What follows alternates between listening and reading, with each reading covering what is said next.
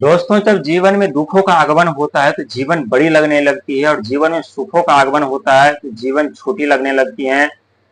ये वास्तविक सच है। लेकिन जब हमारे जीवन में दुख आते हैं तो वो भी बहुत कुछ सिखा करके जाते हैं और सुख आते हैं वो भी हमें बहुत कुछ सिखा करके जाते हैं। लेकिन जो सीख हमें दुख दे सिखाते हैं वो सीख हमारे जीवन में बहुत ही महत्वपूर्ण होता है और वो सीख न तो कोई कॉलेज, न तो कोई यूनिवर्सिटी, या तो न तो कोई हमें गुरु सिखाते हैं। दोस्तों, ये सीख जो होता है वो समय का होता है, क्योंकि जब हमारे जीवन में दुखों का आगमन होता है तो हम खुद को जान पाते, खुद को परख पाते, खुद को पहचान पाते। और लोगों का रवैया जो देखने को मिलता है उस समय, जो अपने होते वही पराये हो जाते हैं, गुप्त शत्रु बनकर के हमारे ऊपर प्रहार करते हैं। दोस्तों, हम बात करें धनु राशि के बारे में, आप लोगों के बारे में जितनी बात किया जाए, जितना बताया जाए उतना ही कम है, क्योंकि धनु राशि के व्यक्ति अपने आप में एक अद्भुत व्यक्ति होते हैं। साहस, पराक्रम, हिम्मत, ज्ञान, बुद्धि की कमी नहीं होती, लेकिन जब जब आपके जीवन में दुख, दर्द, समस्याओं का आगमन होता है तो आपके राशि के स्वामी के साथ साथ आपके छाया भी आपका साथ छोड़ देते हैं और आप दर दर भटकने और ठोकर खाने पे मजबूर हो जाते हैं। आप वो व्यक्ति हैं जो दूसरों को समस्या के दलदल से निकालने में हमेशा हमेशा मदद करते हैं, चाहे धन से हो चाहे बल से हो। आप किसी के बारे में कभी बुराई नहीं करते, न तो किसी को आप ऐसी भावना से देखते हैं जो वो व्यक्ति अपने आप को हीन समझे,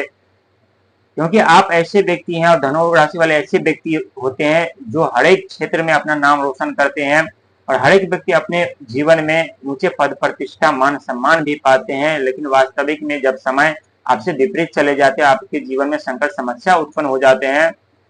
आप बेबस हो जाते हैं, आप लाचार हो जाते हैं और आप सोचने पे मजबूर हो जाते हैं कि हम ईश्वर हमारे जीवन में हमसे कौन से जन्म का बदला ले रहे हैं, कौन सी जन्म का परीक्षा ले रहे हैं। और ये सच है दोस्तों, क्योंकि आपको हर एक मोड़ पर आपको एग्जाम, परीक्षा देना पड़ता है, कभी अपनों के सामने तो कभी समाज के सामने तो कभी ईश्वर के सामने तो कभी अपने राशि देवगुरु बृहस्पति के सामने। और समस्या का सामना करते करते, एग्जाम देते देते आप एक ऐसे लेवल पे पहुंच जाते हैं, वहां पहुंच करके आपको खुद ये महसूस नहीं होता कि हम यहाँ तक कैसे पहुंच गए और हमें इतनी बड़ी सफलता कैसे मिल गई और इतने बड़े कामयाब मिलने का कारण क्या है। दोस्तों, ये 100% सच है।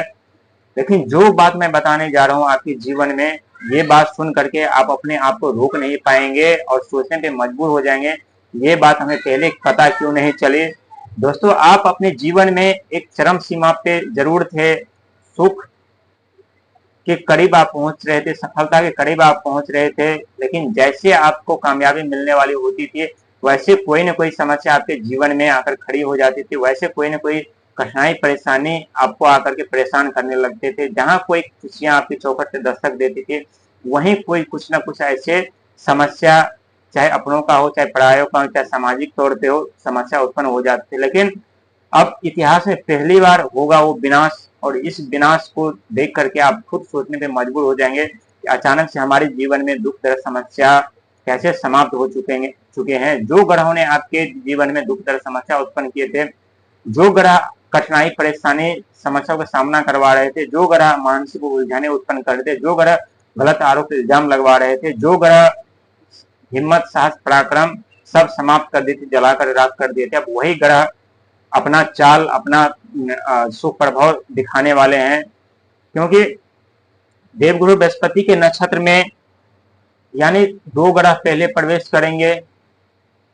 और दो ग्रह पहले प्रवेश करने के साथ साथ तीसरा ग्रह भी प्रवेश करेंगे। समझिए, बहुत बड़ा परिवर्तन आपके जीवन में होने वाला है, क्योंकि ये देवगुरु बृहस्पति गुरु का नक्षत्र है और यहाँ पे ये नक्षत्र हो गया आपका,